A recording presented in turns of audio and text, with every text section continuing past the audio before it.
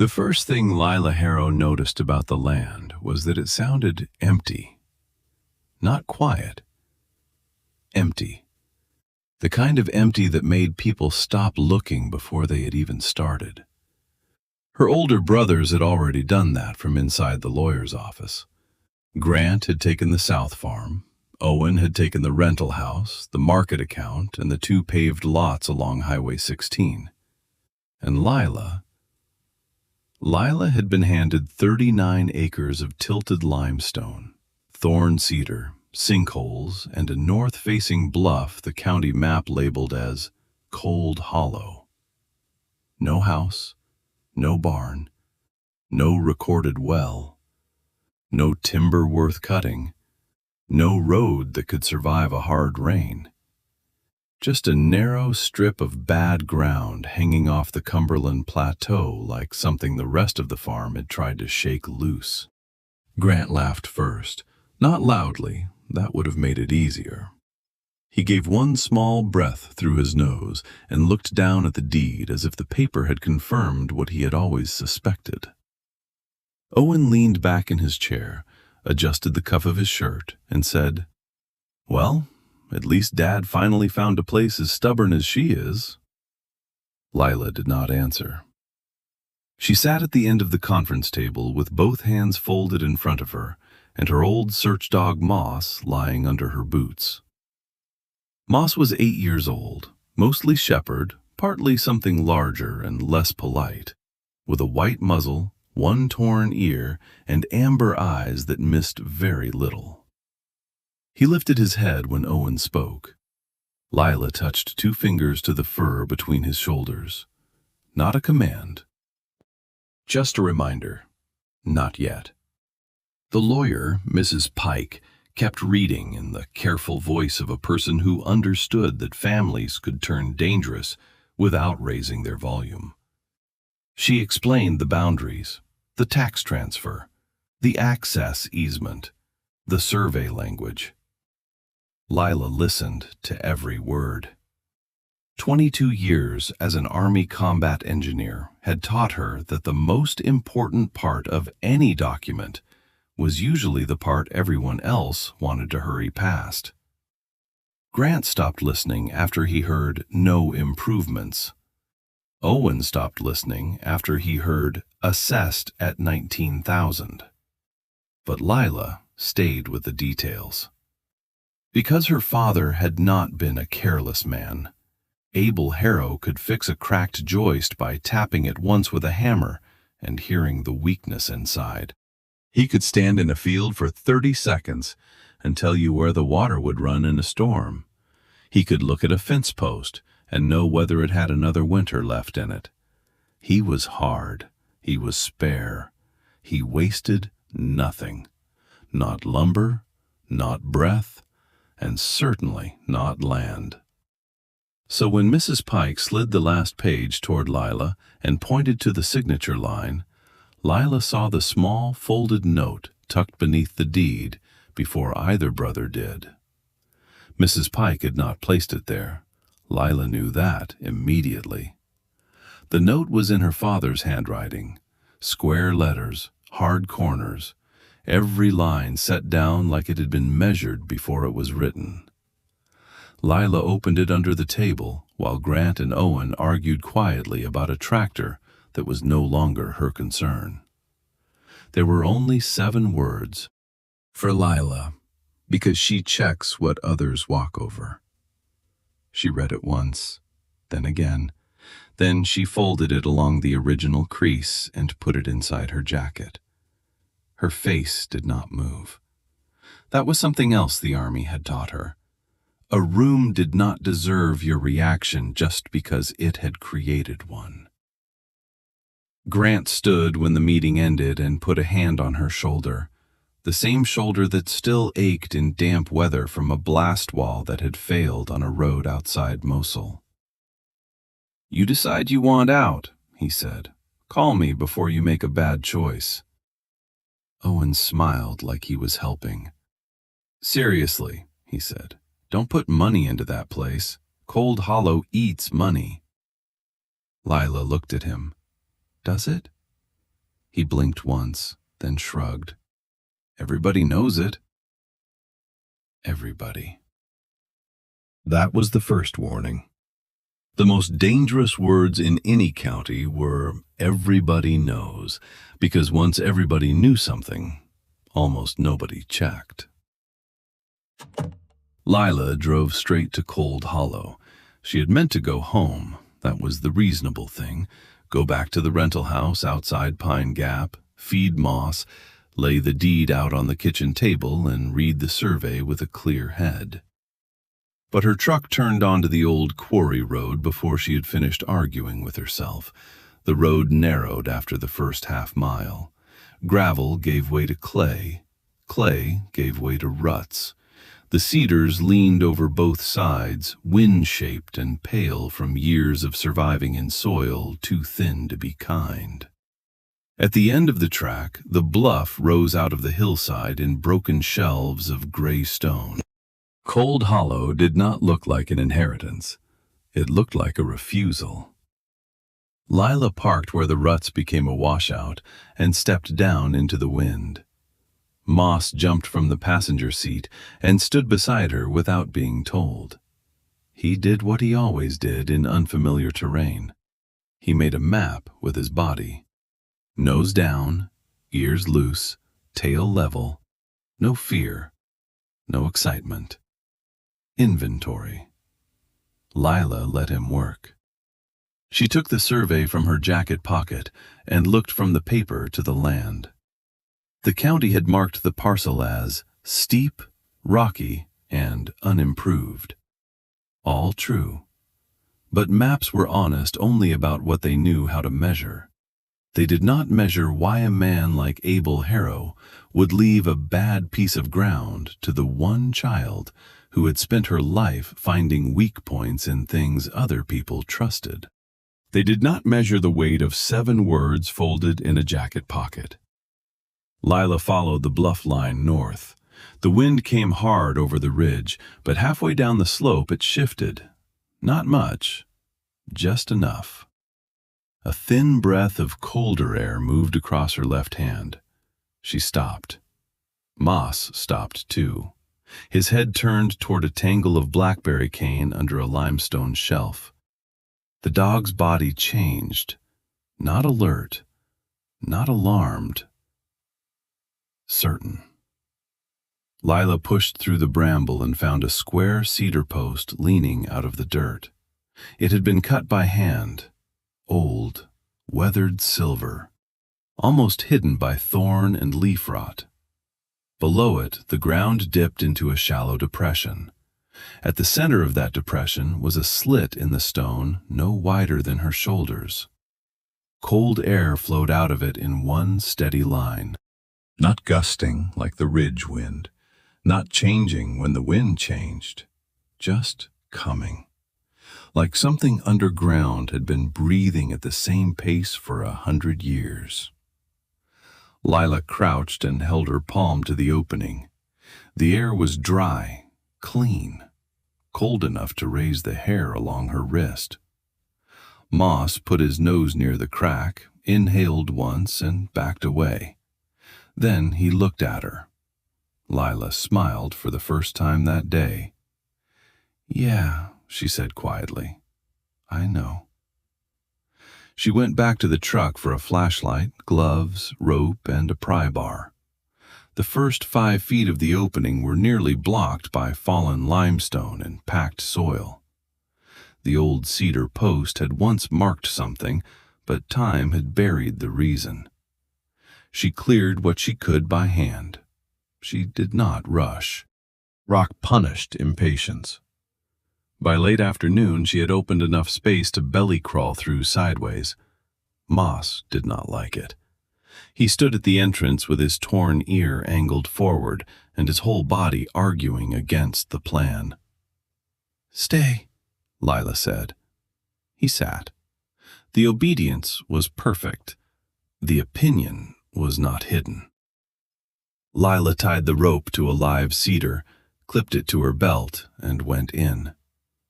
The passage scraped her shoulders almost immediately. The stone was cold through her jacket. She exhaled to fit past a pinch point and worked forward, one knee, one elbow, one breath at a time. 10 feet. 15. 20. The ridge wind disappeared behind her. The air changed from moving cold to held cold. At 30 feet, her left hand dropped into open space. She edged forward, pushed through the last slot, and came out onto a stone floor. Her flashlight found the water first. A narrow stream crossed the floor from one wall to the other, clear as glass, moving through a shallow groove worn into the limestone. Then the beam lifted, and the room appeared. Not a cave in the storybook sense, not jagged and dramatic. It was lower than that, more useful. A chamber roughly the size of a small barn, long and oval, its ceiling arched in patient layers of limestone. The floor was mostly flat. The walls were dry. The air did not smell stale. Lila took 3 steps in and stopped. She pulled the small thermometer from her tool bag. 43 degrees outside. The chamber settled at 54. She waited. 54. She walked to the water. 54. She crossed to the far wall. 55. Back near the entrance. 54. Not a pocket of cold air, not a trick of the afternoon. A stable space, a protected space. A room the mountain had already built.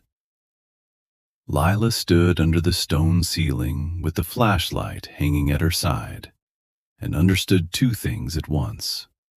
The first was practical. A chamber like this meant natural refrigeration in summer, above freezing shelter in winter, year-round water, and a structure that had already survived more storms than any building in the county. The second was personal. Her father had known. There was no proof yet, no record, no witness, no explanation. But Lila knew the way a carpenter knows when a wall is load-bearing before the plans confirm it.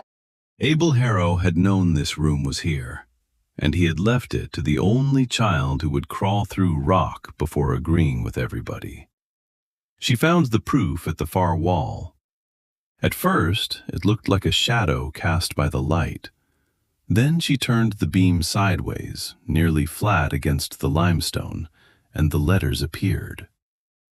Cut shallow, careful, unmistakably made by her father's hand. Cold stays, weather lies. Lila touched the words. The grooves were smooth at the edges, but not ancient, years old, maybe a decade. She searched below the carving and found flat stones arranged too neatly to be fallen rubble. Behind them sat a rusted ammunition box wrapped in oilcloth. Her hands were steady when she opened it. Inside were a brass compass, a carpenter's pencil, and a black field notebook. The notebook had been part of her childhood. It had sat for years on a high shelf in her father's workshop beside a jar of hinges and a coffee can full of bent nails. She had never opened it, not because she was afraid of him, because even as a child she understood some objects were not waiting for permission. They were waiting for the correct moment. The first page was dated 11 summers earlier. Outside temperature, 91. Chamber temperature, 54. Water flow, steady. Humidity, moderate. Air movement, from lower seam to upper vent. Second entry, January. Outside temperature, 18. Chamber temperature, 53. Water unfrozen, no ice rim. Third entry, April. After 3 days' rain, water rise 1¼ inches. Return to baseline, 36 hours. Page after page. Season after season. 8 years of measurements, not guesses, not memories, measurements. Her father had come to this place in heat, in snow, in rain, and in the last tired years when his handwriting pressed less deeply into the paper. He had tested the chamber the way he tested lumber, not by hoping it was sound, by proving where it carried weight. Near the back of the notebook, the entries became shorter. The last page had been folded inward. Lila opened it slowly. There were 2 lines. If you are reading this, you went deeper than the road allowed. I needed 1 child who would measure twice. The chamber was silent except for the water. Lila sat on the stone floor and held the notebook in both hands. She did not cry. Not then. Grief, for her, had never been a thing that came when called. It came later, usually while tightening a bolt, or washing a cup, or hearing a phrase in a room where the person who used to say it was no longer standing. But something moved through her there. A pressure, a recognition. Her father had not left her the worst piece of ground. He had left her the piece of ground that required being seen correctly. And for a man like Abel Harrow, that was as close to a confession of love as language could get. The first injury came 3 days later, not because the hollow was cursed, not because Grant had been right, because Lila got tired, and tired people make expensive mistakes. She had been clearing the depression above the chamber, trying to find the upper vent her father had noted in the book. The surface layer looked solid. It was not. Her right boot punched through a crust of soil and fractured limestone. The shelf collapsed under her. She fell 8 feet into a secondary void and landed hard on her left side. For 5 seconds, she did not move. That was training. Panic wasted information. She checked fingers, knees, breath, neck. Then she tried to sit up, and the pain under her ribs came white and immediate. Moss was above her, barking in a way he almost never barked. Sharp, commanding, angry at physics. "I'm up," she said, though she was not. Her left wrist had swollen before she finished climbing out. Her ribs were not broken, but they made every breath into a negotiation. At the clinic, Dr. Kessler looked at the x-rays and gave her the expression medical professionals reserve for patients they already know will ignore half the instructions. "Severe wrist sprain," he said. "Deep rib contusion. You need 4 weeks without heavy work." Lila nodded. He did not believe the nod. Neither did she. At the front desk, the bill came printed on pale blue paper. The number at the bottom was not catastrophic. That was the trouble with numbers like that. They were not large enough to justify collapse. Only large enough to make the floor slope under everything else. The receptionist, a woman named June with silver glasses and a calm voice, said, "We can set up payments." Lila thanked her, signed, walked out with moss pressed against her left leg. The next call came before the bruises turned yellow. "Grant, I heard you put yourself in the clinic." Lila looked across the truck windshield at Cold Hollow's bluff line, pale under a November sky. "I fell." "You fell on land that is not worth falling on." There it was, the shape of his concern. Not false, not cruel, just built around the conclusion he had already chosen. Grant continued. I talked to Pike. There's an old family use clause in Granddad's transfer paperwork. If a parcel goes to one heir and stays unimproved, another heir can petition to buy it back at assessed value inside the first year. Lila said nothing. 19,000, Grant said. I'll make it 25, cash. You pay the clinic, get your tools upgraded, and stop sleeping on rock. I'm not selling. You haven't even had it a week. I found what Dad left. That stopped him, only for a second. Then Grant's voice came back flatter. What does that mean? It means I'm not selling. The line went quiet. Grant did not threaten. He was not that kind of man. He simply said, Then don't act surprised when a bad choice costs what bad choices cost. He hung up. Lila placed the phone face down on the dash. Moss watched her from the passenger seat. He thinks he's helping, she said.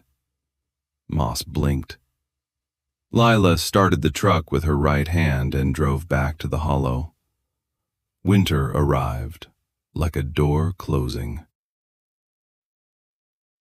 By mid-December, the old quarry road froze into a tilted ribbon of ruts and ice. By Christmas, the county plow stopped a mile below the bluff. Lila moved into the chamber because the chamber made the decision obvious. Outside, 12 degrees. Inside, 54. Outside, wind hard enough to peel tarp seams open. Inside, air still, water moving, stone holding. She set her cot on the east side, away from the stream. She built a temporary ladder under the collapse opening and braced the seam with treated lumber she had dragged down in short loads. She made a shelf from scrap plank and kept her father's notebook in a sealed plastic case beside the compass. Every morning she checked the thermometer. Every morning it told her the same thing. 54. The number became less like a measurement and more like a voice. Not comforting. Comfort promised too much. Stable. That was better. Stability did not flatter you. It simply held. Food became a calculation. Fuel became a calculation. Pain became a schedule. Her wrist improved slowly because the hollow forced slow work. The ribs improved because there was no audience to impress by pretending they did not hurt. Moss adapted faster than she did. He learned the safe edge of the water channel, the sound of ice shifting above the upper shaft, the difference between a fox crossing the slope and a branch breaking loose under snow. When supplies thinned in January, Lila turned his old search training toward practical work. She laid scent trails with rabbit skin, set wire snares, corrected wind approach, rewarded stillness. The first week produced nothing. The second week produced tracks and no meat. The third week, Moss came out of the cedar thicket carrying a snowshoe hare so carefully it looked asleep. He placed it at Lila's feet and sat. His torn ear lifted, his eyes weighted. Lila put her good hand on his head. "Good dog," she said. It was the most emotional thing either of them could stand. The hollow carried winter differently than the surface. Outside, every storm announced itself. Inside, storms became pressure, a low, muffled weight moving through stone. Lila would lie awake in the chamber, listening to weather spend itself against the bluff and fail to enter. On the worst nights, when wind made the trees scream overhead, she read her father's notebook by lantern light. Most entries were numbers, but once, in the middle of the fourth winter, her father had written one sentence after the measurements. Depth is not hiding, depth is holding. Lila read that line until it stopped being a sentence and became a set of instructions. Depth is not hiding, depth is holding. That was what he had done with this place. That was what he had done with love. He had not shown it on the surface. He had put it where pressure could prove it. In late January, Grant came up the frozen road. Lila heard the truck before she saw it. Sound traveled strangely through the bluff, arriving in the chamber as vibration before it became engine noise. She climbed out with Moss behind her and stood beside the upper shaft while Grant parked below. He came up the slope wearing their father's old canvas coat. That annoyed her more than it should have. He stopped 10 feet away and looked at the reinforced opening, the braced seam, the stacked firewood, the worn path between stone and cedar. "You've been living in it," he said. "Yes." Grant's jaw shifted. He pulled an envelope from his coat. "I had an attorney review the clause." "I know." "You don't know what it says." "I know what you want it to say." His face hardened. For a second, Lila saw the boy he had been at 16, standing in the barn with a broken hay fork, insisting the fork had failed before he touched it. Then he put the envelope away. "Show me," he said. The words surprised them both. Lila led him through the narrow seam first, not the upper shaft, the seam. If he wanted to understand what their father had left, he needed to enter the way she had. Grant did not like tight spaces. He never had. Halfway through, his breathing shortened. Lila stopped ahead of him. "Exhale before the left turn." He did. The passage widened. The chamber opened. Lila lit the lantern. Grant stood still. That was all. But for Grant, stillness was admission. He looked at the vaulted ceiling, the dry walls, the stream, the thermometer. 54 degrees. He took off one glove and held his fingers above the water. Then he turned toward the far wall and read the carving. "Cold stays, weather lies." He said, "Dad cut that?" "Yes." "When?" "I think 6 or 7 years before he died." Grant did not answer. Lila opened the plastic case and handed him the notebook. He held it the way men hold objects they did not expect to become evidence against them. He read the first page, then one from Winter, then the folded last page. His mouth pressed into a line. "He never told me." "No." "I was here," Grant said, and there was something raw under it now. "I stayed. I kept the south farm running. I fixed the hay barn. I sat through every equipment loan with him after Mom died. He never told me." Lila let the water answer for a while. Then she said, "He didn't tell me either. He left a test." Grant looked at her. "And you passed?" "No," Lila said. "I'm still taking it." That was the first time her brother looked at the chamber instead of at what the chamber meant for him. He stayed another 10 minutes. He did not apologize. Men in her family treated apology like a tool they could never find when needed. But when he climbed back out, he did not hand her the envelope, and he did not mention $19,000 again. Spring came from underground first. Not from leaves, not from birds, from sound. The stream in the chamber thickened by 1/2 inch, then returned to baseline 2 days later. The upper shaft dripped. The frozen road softened. Moss started spending long minutes in patches of sun with the expression of a dog owed back pay by winter. Lila's ribs healed. Her wrist held. Her savings did not. But the plan in her notebook had become cleaner. She needed a legal report, a geological report, a proper ladder rated for public use, a platform to protect the chamber floor, emergency lighting, railings, capacity limits, insurance, all the dull, necessary pieces that separate a discovery from a liability. She found help through June at the clinic. June's husband taught earth science at the high school and knew a retired state geologist named Dr. Marion Vale. Dr. Vale came up in March in a mud-brown truck with field gear in the back and no patience for pretty language. She was 62, narrow-shouldered, iron-haired, and moved across broken limestone like a woman reading a book in its original language.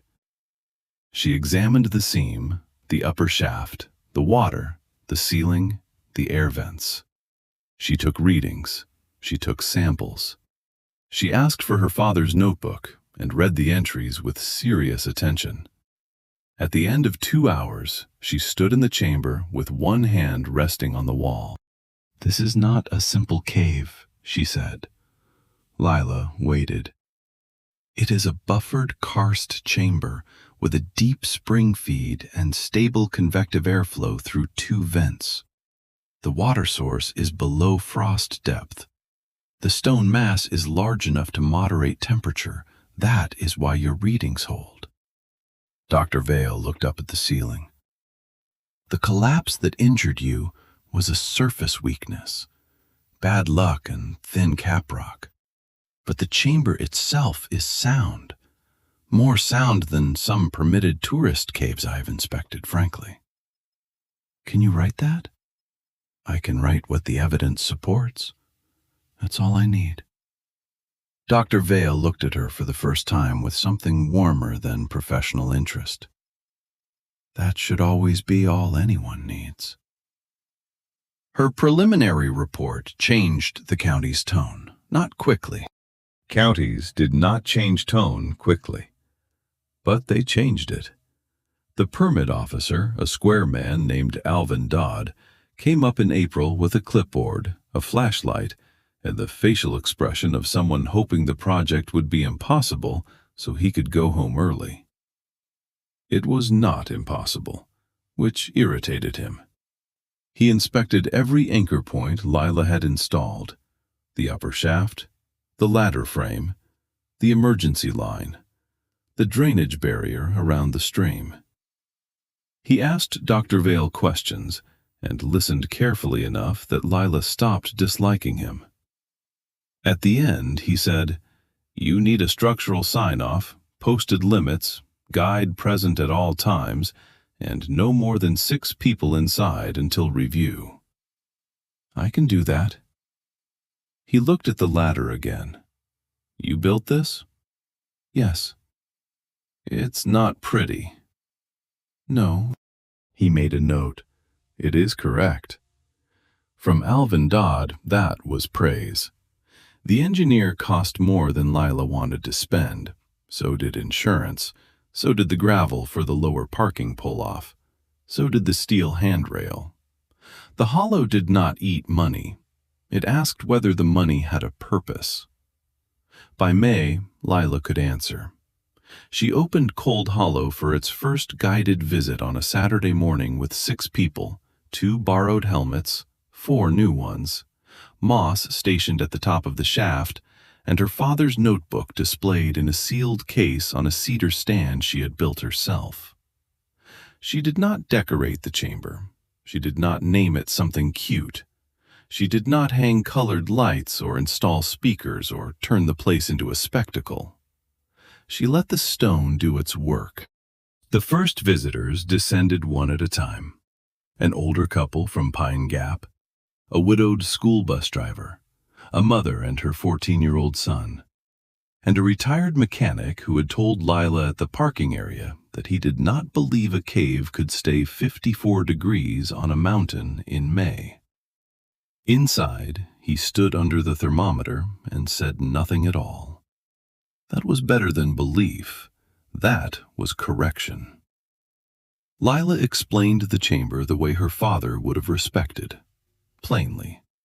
Deep spring, buffered stone, airflow. 8 years of recorded measurements. She showed them the carving. Cold stays, weather lies. Then the notebook, a page from August, a page from January, the final note. The 14-year-old boy asked, "Why didn't your dad just tell people?" Lila considered giving the simple answer.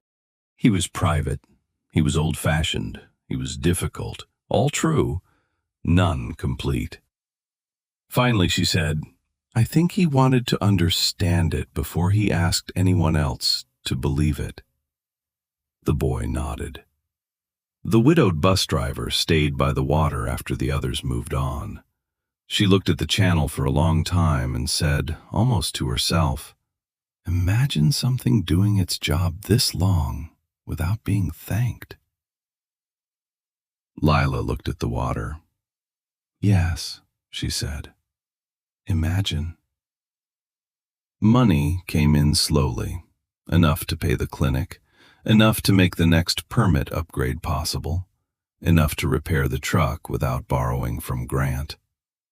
After the 4th weekend, Lila opened a spreadsheet on the hood of the truck and made 2 new lines under expenses. Veterans Emergency Fund, Senior Center Transportation. She did not name them after her father. She did not announce them. She had no patience for charity that needed witnesses. The Veterans Fund received the first transfer on a Tuesday. The Senior Center got the second by paper check because their online system looked like it had been designed during the Civil War and updated by someone angry about it. 3 weeks later, June at the clinic handed Lila a printed receipt for her final payment and said, "The Veteran Services Office mentioned their emergency fund covered 2 utility shutoffs this month." Lila looked at her. June looked back over her glasses. "No names," June said. "Just thought you'd want to know the water held." Lila folded the receipt and put it in her pocket. That was the thing about small towns. They could be cruel with knowledge. They could also be gentle with it. In June, Dr. Vail brought 6 university students and 1 hydrologist, who spent most of the visit trying not to look too excited. The students touched nothing until invited. They asked better questions than most adults. One young woman with a shaved head and muddy boots stood at the wall carving for almost a full minute. "Cold stays, weather lies," she read. Then she looked at Lila. "Did he mean the chamber?" Lila looked at the letters. "At first? And after that?" Lila answered honestly, "I think he meant people." The final geological report arrived in July, 38 pages. The phrase that mattered most to county officials was, "Rare, stable karst microclimate formation with educational and preservation value." The phrase that mattered most to Lila was near the end. "Preserved through private stewardship." She read it twice. Her father had preserved it by measuring. She had preserved it by building access without damaging the thing itself. That felt like a conversation between them, one conducted entirely through stone, numbers, and work. Owen came before Grant did. Lila found him at the lower sign on a hot Saturday afternoon, reading the carved letters she had burned into cedar. "Guided access only. Preserve what preserves you." Owen had always looked comfortable in town clothes. Even in boots, he looked like a man borrowing practicality for the day. He touched the sign and said, "That's good copy." "Not copy," Lila said. Instruction. He accepted the correction, which was new. Inside the chamber, he went straight to the notebook case. Owen was not sentimental, but he was a reader. He read the final page. Then he read it again. Then he looked at the compass beside the notebook. "Dad kept that above the bench," he said. "Yes." "I thought it was broken." "It points north." Owen gave a short laugh that had no humor in it. "Then I guess I was the broken instrument." Lila did not soften that for him. He had not asked her to. They walked the chamber slowly. Owen listened to the water, looked at the thermometer, studied the braced shaft and platform with the attention of a man who had underestimated the labor and was now correcting the estimate. At the surface, he said, "People in Lexington are talking about this." "I heard." "I told one client." "Didn't oversell it." "I know." That moved something in his face, small, but visible. Owen had spent his life selling things. Being trusted not to exaggerate mattered to him more than he admitted. He nodded. "I was wrong," he said. Lila looked at him. The words had cost him enough that making him repeat them would have been petty. "Yes," she said. Grant came the following week. He brought 2 farmhands, paid for all 3 tickets, and stood through the safety briefing without acting like her rules were temporary obstacles. That was his apology. She took it as such. Inside, he touched the carved words again. He had done that on the winter visit too, but this time, his hand stayed there longer.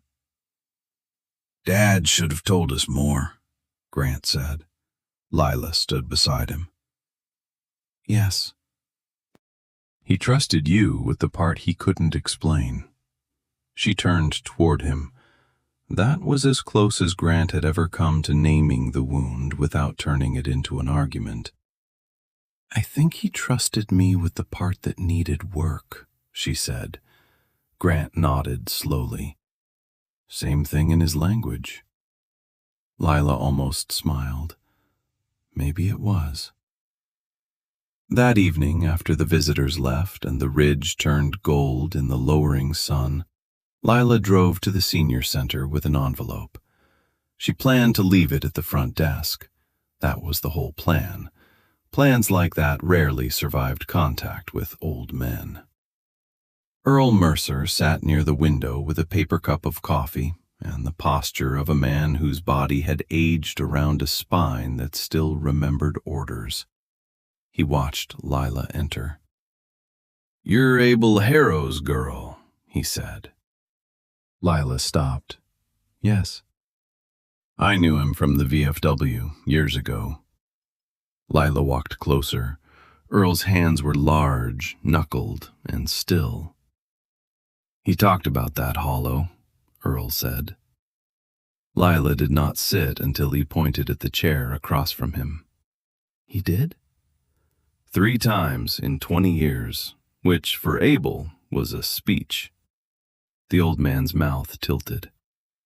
The first time, he said he had found a cold room under bad land. The second, he said he was measuring it because a thing that holds through summer and winter is worth understanding. The third time, Earl stopped long enough to lift the coffee and set it back down untouched. The third time, he said he had one child who would not stop at the surface. Lila heard the room around them continue, cards on a table, a chair leg scraping, someone laughing near the kitchen. But those sounds moved farther away. 20 years. Her father had believed that long. Not at the end. Not because death made people generous. For 20 years, Abel Harrow had carried that belief in the only form he trusted. Not praise, not tenderness. preparation. Earl leaned forward. He did not say which child, but I knew by the way he said it. He meant the one who would make the place useful without making it cheap. Lila swallowed once. That was all she allowed herself. Earl extended his hand. His grip was firm. "From what I hear," he said, "he knew his own daughter." Lila held the old man's hand for one extra second. Neither of them made it worse by speaking too soon. On the drive back to the hollow, Moss sat beside her with his head lifted into the open window. The evening air moved through his fur. The ridgeline appeared ahead of them, dark against the last light. For most of her life, Lila had thought her father was a sealed thing, a man made of work, silence, and hard weather. But structures are often misunderstood from outside. You can stand in front of a stone wall and call it cold. Only later, after you have lived inside it through winter, do you understand that what you called cold was the same thing that kept the storm out. Abel Harrow had loved structurally, not warmly, not easily, structurally. He had put care where pressure would prove it. He had left her a chamber that held its temperature, a stream that did not freeze, a notebook full of evidence, a problem worthy of the child he trusted to finish it. And now, because of that, a veteran in town kept his lights on. An old woman made it to dialysis. Students stood under stone older than their family names and learned that the world still had rooms hidden from people who stopped at the road. Grant's men came back with their wives. Owen sent people who did not need convincing, only directions. Dr. Vale scheduled fall measurements. Alvin Dodd converted the permit from provisional to standard and pretended not to be pleased about it. Cold Hollow did not become famous. That would have ruined it. It became known. There was a difference. Known meant people arrived respectfully. Known meant they listened before they touched. Known meant the hollow remained itself. One late August evening, Lila stood alone in the chamber after the last tour. Outside, the temperature had been 96. Inside, the thermometer read 54. The water moved through the stone groove with no interest in applause. The lantern made the carved words visible on the far wall. Cold stays, weather lies. Lila opened her father's notebook to the final page and placed her own notebook beside it. His last line, her new entries. Two handwritings, two ways of measuring the same inheritance. Moss lay on the platform with his muzzle on his paws, one torn ear twitching at the sound of the stream. Lila turned off the lantern. The dark did not feel empty, not anymore. It felt deep. It felt held. Above her, wind crossed the bluff the way it always had, loud on the surface and powerless in the stone below. Her brothers had seen bad land. The county had seen low value. Everybody had seen what the road allowed them to see. Her father had seen what waited underneath. And he had known she would check. The hollow had not made Lila rich. It had done something better. It had proven that her father had not been wrong about the land, and he had not been wrong about his daughter.